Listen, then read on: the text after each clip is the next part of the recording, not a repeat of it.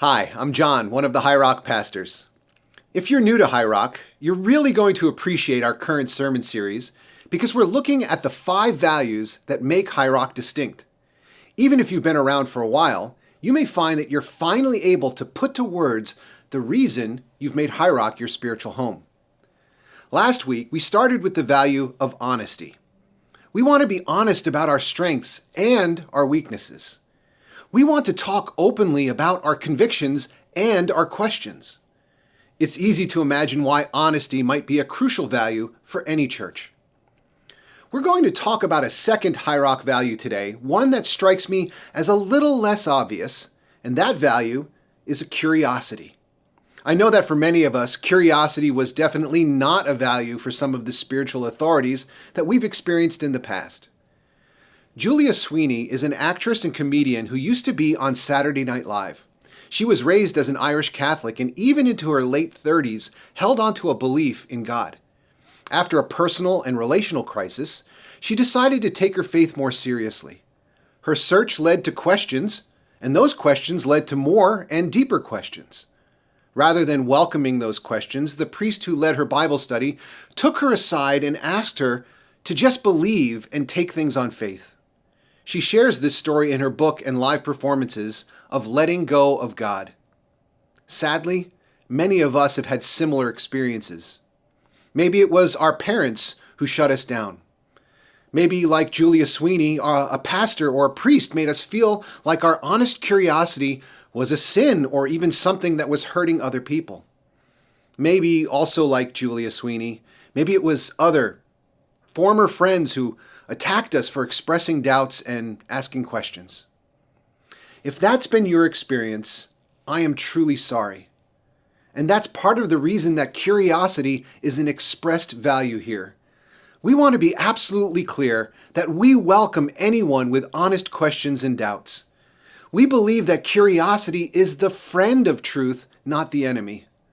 But perhaps most importantly, we believe that God values your curiosity, that God creates and feeds your curiosity to give you a hunger for truth and to help you grow. And when we stop being curious, we actually begin to spiritually stagnate and wither. I want to give you a few moments to talk about spiritual curiosity in your own life. We'll put some discussion questions on the screen so you can talk with those around you. And if you're watching this online, feel free to interact in the comments.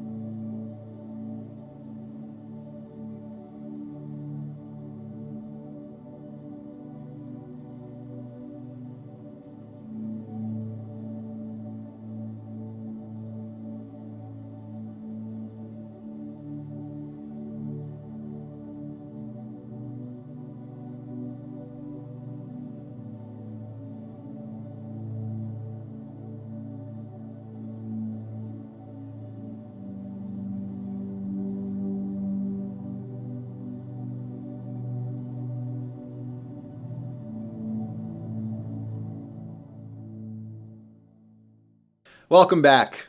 I hope you had a chance to satisfy some of your curiosity in your discussion with others.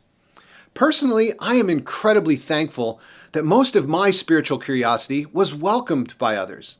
Unlike Julia Sweeney, when I asked tough questions, the people around me welcomed my questions, even when they had no idea how to help me with some of those questions.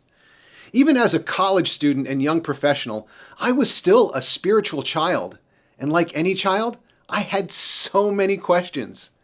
After all, what is more childlike than asking, why? Why do I have to go to sleep?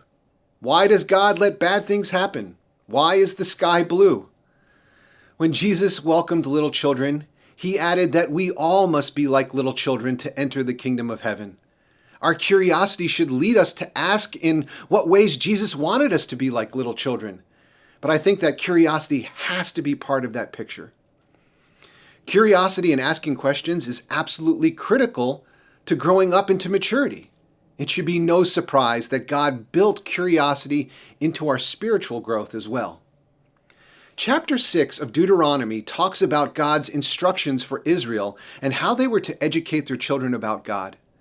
Our High Rock Milestones program for helping parents to disciple their children is anchored in this very chapter. But before laying out everything that adults are to teach the children, there's something else that happens first. In the future, your children will ask you, what is the meaning of these laws, decrees, and regulations that the Lord our God has commanded us to obey? Think about that. God's foundational word about how to instruct our children about faith is rooted in childlike curiosity. What is the meaning of all of this? Why do we live this way? Why? Yes, we should be ready to provide an answer, but perhaps more importantly, we should be living in a way that ignites curiosity in others.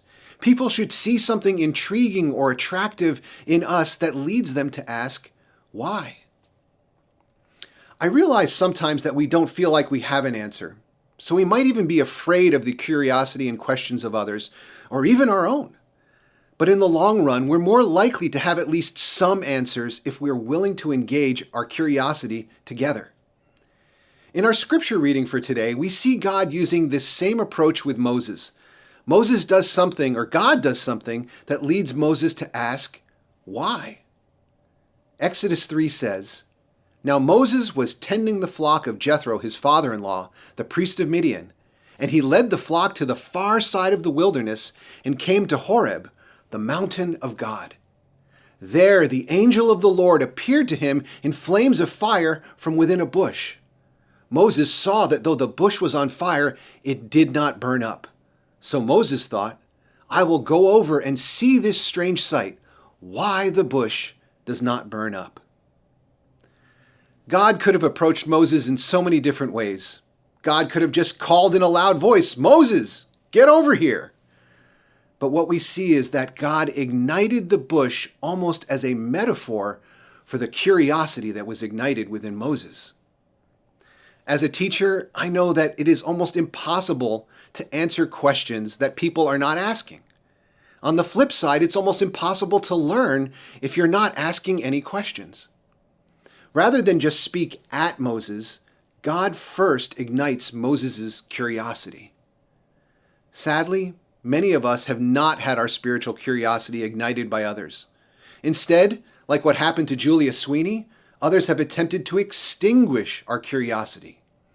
Some fear that curiosity will extinguish faith, but God used curiosity to ignite a new faith and encourages all of us to do the same with the next generation.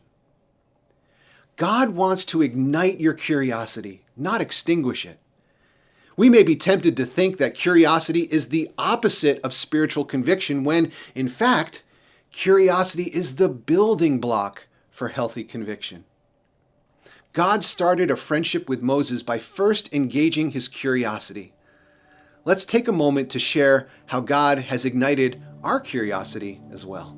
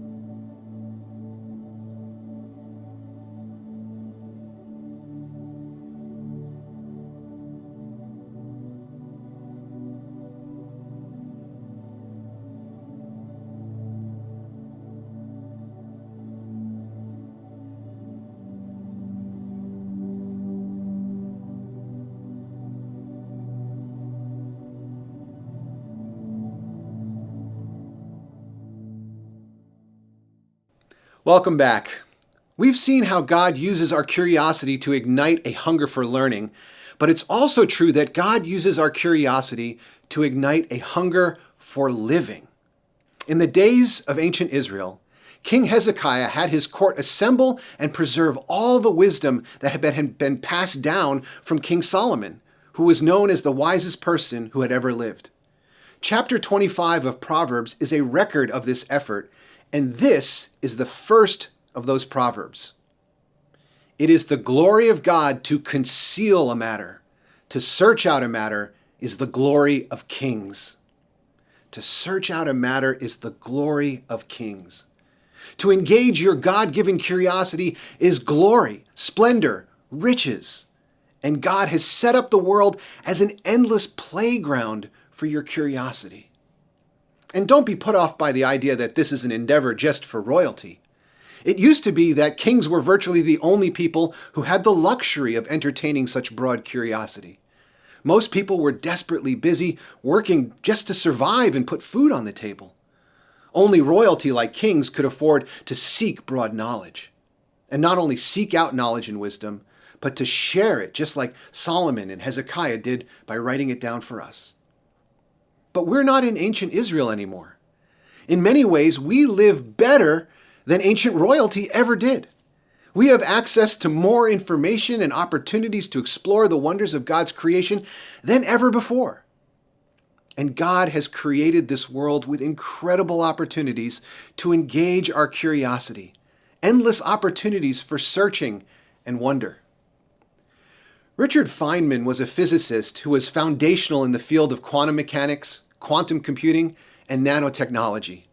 As you might imagine, he placed a very high value on curiosity and a spirit of wonder. One of his most famous books is called The Pleasure of Finding Things Out, which I think is such a great way to describe the value of curiosity. Curiosity is a foundation of wonder and joy. It's not only vital to learning, but to living, and it's contagious. Joan Feynman was Richard's younger sister by 9 years. After Richard passed away, Joan shared a story of when they were still little children. Richard asked for permission to wake Joan up one night, and when he did, he said, "Come with me. I want to show you something wonderful." He then took her by the hand to a nearby golf course where Richard told her to look up, and above them were the northern lights, the aurora borealis. As they stared up into the sky in wonder and amazement, Richard turned to her and said, "No one understands how the aurora is formed." Joan shared this story in honor of Richard, especially because she grew up hearing, even from her own mother, that women's brains can't handle science. But Richard believed in her and ignited her curiosity that night. Joan Feynman would grow up to become the astrophysicist who uncovered the science behind the aurora, one of God's most wonderful and mysterious creations. That curiosity became her joy of living. And you don't have to be a scientist to experience the joy of curiosity and the pleasure of finding things out. Even something as seemingly mundane as product management can come alive with curiosity. I was reading the blog of one agile product manager who wrote this: "We strive to understand our products, our customers, and the problems that they face. It is curiosity that drives our ideas, helps us formulate a vision, and pushes us to discover opportunities." I remember being at Mystic Seaport as a middle schooler. A lot of the other kids were either bored or interested only in the big ships, but my friend Rob Smith and I were genuinely curious and explored everywhere. At one point, we were at the barrel maker's shop called a cooperage, and for some reason, we decided to take a real interest in what he was doing. We began asking questions, and follow-up questions, and more questions, like why and how. And you could see the cooper really start to light up as we took a greater and greater interest. I imagine that God feels the same way. Rather than being annoyed by our questions, God lights up in delight when we engage with curiosity. Don't we feel the same kind of delight when someone takes a genuine interest in our work? We ended up spending almost an hour in that cooperage. We learned about how a barrel is actually a measure of volume and the real term is a cask. We learned how just the pressure of the iron rings would hold the wooden staves together and make them watertight, pressing the wood together at 4,000 pounds per square inch. Our curiosity made us come to life and him as well. Imagine how much richer your work and your life could be if you were to engage your curiosity more fully. Imagine how much richer your relationships might be if you were to be genuinely curious about what was going on in the hearts of those around you, their stories, their struggles, their joys. Imagine how much deeper and richer your spiritual life might be if your curiosity about God were more fully engaged. Like Moses and the burning bush, curiosity is a fire. But if curiosity is such a fire that leads to learning and to living, then why would anyone try to extinguish it rather than ignite it? Why is it that curiosity is not a value that most people would associate with church? And why have so many of us had our spiritual curiosity extinguished rather than ignited? In the end, I think the answer is simply fear. Fear drives us to seek the kinds of answers that allow us to stop asking questions at all. Fear often masquerades as faith, but faith ignites curiosity while fear attempts to extinguish it. When Julia Sweeney was asking questions but was asked to stop and just believe, she sensed that she was being shut down out of fear rather than faith. I don't know what was going through that priest's head when he tried to shut down her questioning. I can imagine that he might have been afraid that her questions were upsetting the other people in the group. Or maybe he was afraid because he didn't have answers to the kinds of questions that she was asking. Maybe he felt like he would lose the respect of the group if it seemed like he didn't have the answers. Or maybe she was asking questions that he was too afraid to ask. Or maybe that's how someone else had handled his questions when he was still curious enough to seek answers. Maybe someone told him that what God wants is our silent assent rather than honest questions. And I get it. As a pastor, people often bring their questions and their doubts to me. And sometimes the weight of those questions added to the weight of my own questions, it can be heavy at times. And it's at times like that that I am so thankful for my sisters and brothers in InterVarsity that walked with me in college, and my friends and many others who have dealt with my questions over the years. I'm so thankful for their continual reassurance that all truth is God's truth, that Jesus is the way, the truth, and the life. And because of that, I never have to back away from fear of honest questions, and neither should we. Having said that, I think it's important to also point out that not every question comes from curiosity. Some questions are actually acts of defiance. I started today by sharing that children are naturally curious and their favorite question is why. Sometimes the why of curiosity becomes the but why of defiance. It's time for bed. Why? Because you need to sleep. Why? Because sleep is important for your body and your brain. Why? Because that's just the way it is. But why? And at that point, curiosity is gone. The child already knows the answer that they want to hear, that they can stay up. And any other answer is unacceptable. But why really means I don't want to. That's one way it's really all too easy for us to be like little children, but not the kind of childlikeness that Jesus was encouraging. A few final suggestions. If you have spiritual questions, I sincerely hope that you will ask them. And I hope that we as a community will live up to the value of curiosity. Over time, you may find that some people are better at living up to that value than others, but let's all commit to striving for this value. Jesus is the truth of God in living form, and we should not let fear become a barrier to faith. Just as God ignited Moses' curiosity, let us also ignite curiosity rather than extinguish it. There's a famous quote attributed to Richard Feynman, probably falsely, but it's so good and so real that I'll share it anyway. I would rather have questions that can't be answered than answers that can't be questioned. We all have questions. We may never find answers to many of them. Maybe some of the questions don't even have answers. Maybe they're even the wrong questions containing all kinds of hidden assumptions. And that's okay. God ignited Moses' curiosity with the burning bush. Moses never really found an explanation other than the mystery that God was there. As a spiritual family, we want to encourage the same kind of curiosity. We may not know the answers, but we know where to seek them by going to God together.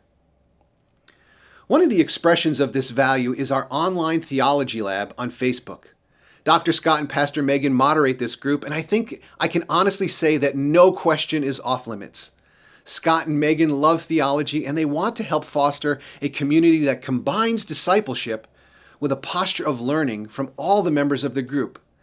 I think you'll find that Scott and others will greet your questions and your curiosity with open arms. As an example, one recent question was, to what degree do you think that your conversion to Christianity was motivated by fear? Do you think that is a good reason to follow Jesus? If so, why? If not, why not? If your curiosity leads you to ask questions like this, I highly encourage you to visit there yourself. Just search for High Rock Online Theology Lab on Facebook. Another suggestion is to ask more questions and give fewer answers. It's often pointed out that Jesus asked more questions than he ever answered. He often answered questions with more questions. I read one blogger who created a database of all the questions that Jesus answered in the Gospels, and even there, almost half of those questions were questions that Jesus had asked. In other words, before Jesus would offer an answer, he made people wrestle with the questions. He activated their curiosity. When I hear a tough question, especially if I think the other person isn't looking for an answer that I would be tempted to give, I've learned to stop and ask questions. I've learned from Jesus and from others to stop and to go deeper. Tell me, why is this question important to you?